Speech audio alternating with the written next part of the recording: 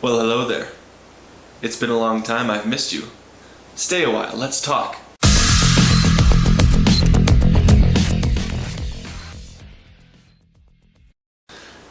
Hello everyone. Thank you very much for tuning into my show, Government Update with Nate. I am Nate, and I will try to give you all the facts that I can find in government and politics, and I'll try to give you those straight. That kind of rhymed.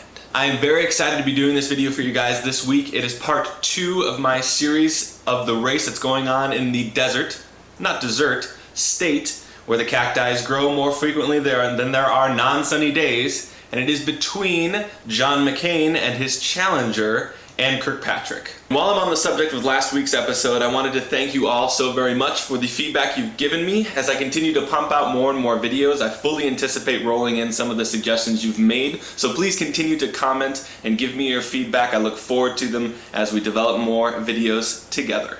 Okay, so I need to make a correction right off the bat. In my John McCain episode last week, I cited that Ann Kirkpatrick was a state congresswoman, when in fact she is a federal congresswoman representing the whole state of Arizona in Washington, D.C. Meaning she works in D.C., she does not work in Phoenix. She is on the federal level, not the state level. I initially pigeonholed Miss Kirkpatrick in a different level of representation than she actually achieved, so I apologize, but it doesn't really matter because she relinquished that seat anyways to go against John McCain to fight for his Senate seat this November. Alright, I've tangoed around it long enough. It is time to officially start the show. Okay, so Ann Kirkpatrick had a very interesting year in terms of productivity this year, which I will get into, as usual, with some statistics to start it off, and then we'll go into some key votes right afterwards. So, it's time for those statistics. So in the 114th congressional session, Ann Kirkpatrick submitted 8 bills and resolutions in year 2015 for deliberation. That placed her 8th out of 9th in terms of productivity among her fellow Arizona delegation representatives. Curtailing off of that train of thought, she placed 9th out of 9th among her Arizona delegation representatives in terms of bills that came out of committee and actually made it to the floor. For those of you new to this process, when a bill gets submitted by a representative, it first goes to the applicable committee. So if it's a foreign relation bill, it'll go to the Foreign Relation Committee for discussion, at which point those committee members will argue and fight over what should be included on that bill, and after a while it'll get shredded apart and rewritten and submitted to the applicable floor in which it originated in. 1 hour later. So if it originated in the House of Representatives, it'll get deliberated by the House of Representative floor. At that point, they'll shred it apart in a similar fashion and agree on it and send it. 3 hours later. Finally, once it passes both the House and the Senate, it gets submitted to the President for him to either say yes or no by veto or signing it into law. Or instead of all that, you could just watch the Schoolhouse Rock video on how a bill becomes a law. Because I'm just a bill. Yes, I'm only a bill. Yeah. One last statistic that I found interesting was that Ann Kirkpatrick ranked in the top 5% of all representatives in the congressional session in terms of co-sponsoring bills in a bipartisan fashion. Of the 275 bills that Ann Kirkpatrick introduced to the floor, 49% of them were co-sponsored or originated by a member of the Republican Party. So if it's interesting or key to you to see how a politician works in terms of bipartisanship, Ann Kirkpatrick was around 50-50 when it came to introducing bills and working across the aisle with the other parties. Okay, so let's move on to some key votes. So here's a bill that got voted on actually just this year in February. It was H.R. 766, or the Financial Institution Customer Protection Act of 2016, which had a very short summary, which was that a vote to pass this bill would prohibit a federal banking agency from terminating a customer account without material reason. So if a federal bank wanted to close an account of yours, they would need a very good reason. Ann Kirkpatrick, along with 169 other Democrats, voted nay on this bill, which ultimately passed and was submitted to the Senate committee for deliberation as of February 8th of this year. Let's move on to our forests and trees and lakes and streams. This is an environmental bill and issue. H.R. 1644, or Supporting Transparent Regulatory and Environmental Actions in Mining Act of 2016. So the mining industry has obvious concerns about their impact on the overall environment. This particular bill covers what's known as the Stream Protection Rule, which essentially is a buffer zone in which mines can conduct their business and where they can deposit waste. So they can only be so close to streams and lakes and townships and etc.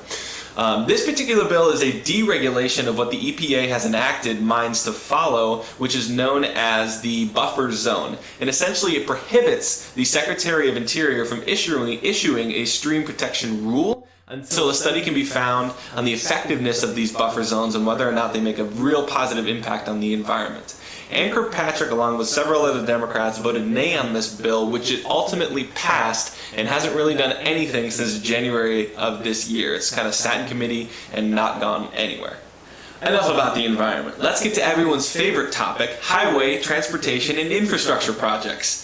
H.R. 22, or Fixing America's Surface Transportation Act, or the FAST Act, is a bill that appropriates funding for these type of projects for fiscal years 2016 through 2021. This bill appropriates $242.1 billion in federal aid highway programs, $1.2 billion in transportation infrastructure finance and innovation programs, $2.2 billion to the nationally significant freight and highway programs, and finally $135 billion to the Export-Import Bank for fiscal year 2015 through 2019.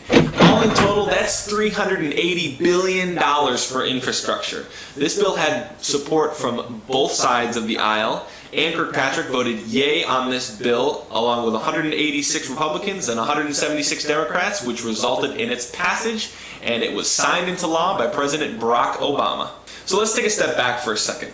We're all concerned about debt, right? We all have student loans, mortgages, credit cards, car payments to make, or maybe we just spent a little bit too much on Friday night when we went out to Mill Avenue. Am I right, ASU? Well, this next bill had that on its mind as well. H.R. 692, or the Default Prevention Act. This requires that the Secretary of Treasury to appropriate funds to Social Security in the event of a default. These emergency funds would only be appropriated to the principal and interest of the debt that's held by the public once it reaches that statutory limit. It also prohibits the Secretary of the Treasury from appropriating funds to pay members of Congress. So if anything goes south, the Secretary of Treasury will appropriate funds to the Social Security office as well as not pay Congress in the process. Fun! Ann Kirkpatrick voted nay on this bill, which ultimately passed and has sat in committee since October of 2015. Let's move on to H.R. 3495, which is the Women's Public Health and Safety Act of 2016. This bill gets a little controversial, so spoiler alert, I guess. Essentially, the root of this bill authorizes the state to determine if an institution or entity or an individual that performs abortions qualifies for participation in Medicaid programs. However, there are some exemptions for institutions, entities, and individuals that perform abortions in the case of the woman's pregnancy as a result of rape and or incest, or the woman suffers from a physical disorder, physical injury, physical illness that will place the woman's health in very severe danger unless the abortion is performed.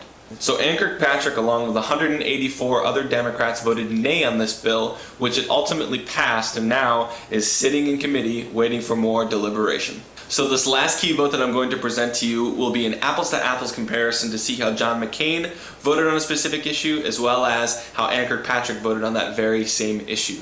The issue at hand is H.R. 3762, or the Restoring Americans' Healthcare Freedom Reconciliation Act of 2015, which was a large Affordable Care Act dismantlation bill.